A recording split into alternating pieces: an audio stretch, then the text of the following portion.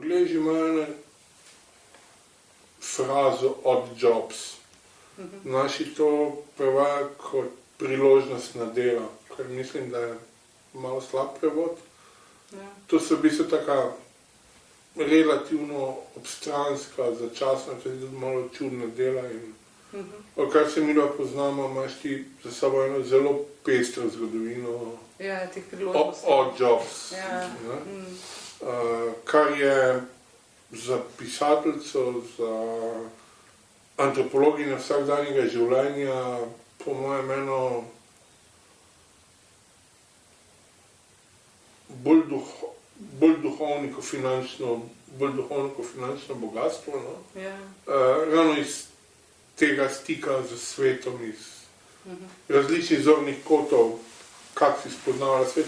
Pa mogoče, če bi malo s tem začela s temi... Sem upala, da jim boš še tako vprašanje postavila, da se lahko malo razgovorim. Vse glih v podatkih odštekankah v bistvu opisujem tudi svoje delo v kamniških tovarnah, s katerim sem se spoznala takoj po študiju sociologije, kulture pa filozofije, pa potem sem šla na antropologijo vsakdanjega življenja, na magistrski študij in lahko povem eno izkušnjo. Glih sem bila predsednica krajevne skupnosti Duplica, to je en predel Kamnika, in tisti teden sem začela delati v tovarni, ki je proizvajala sveče, še zmeraj proizvaja, in jaz sem pač ravnala sten, 8 ur sem samo tako delala, da sem tisti sten na svečah ravnala.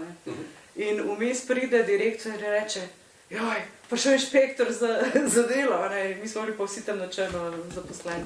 Jaz pa še predsednica krajevne skupnosti, tako da ne vem, ali bi lahko bil večji absurd sploh. In tako nisem vedela, kaj ne naredim. In rekel, ja, kar tako splaste se pod okni, da vas ne bo videl. In smo sred zime brez jaken, brez vsega se plazali pod okni, da nas ne bi inšpektor najdel, da smo se preplazali nekje ven tam skozi eno luknjo. Grozen je bilo. In potem sem tekla do doma in sem si mislila, pa kakšno absurdno življenje imam jaz pismo. Kot predsednica krajevne skupnosti bi se mogla boriti, pa tako ne pa da tečem pred inšpektorji, pa da iščem luknje v zakonu in v tovarni. In takih izkušenj je bilo še kar veliko naprej v življenju. Tudi to, ko opisujem tukaj delo v tovarni ETA, recimo, je bila tudi moja izkušnja. Sem delala 3 dni, sem samo zdržala, ker je bilo preveč naporno zame. Čeprav moram reči, da sem jo zelo dobro menzo, da so se potrudili glede malic, ampak imeli so eno nadzornico, ki je stalno kontrolirala gnilobo. Vsak milimeter gnilobe si mogel ti očistiti v roku parih sekund, ko so šle te rdeče pese mimo po tekočem traku. In če slučajno nisi bil dosti natančen, je čist zagnala paniko, tako da smo se mogli zagovarjati zaradi vsakega milimetra gnilobe, če ga nismo odstranili.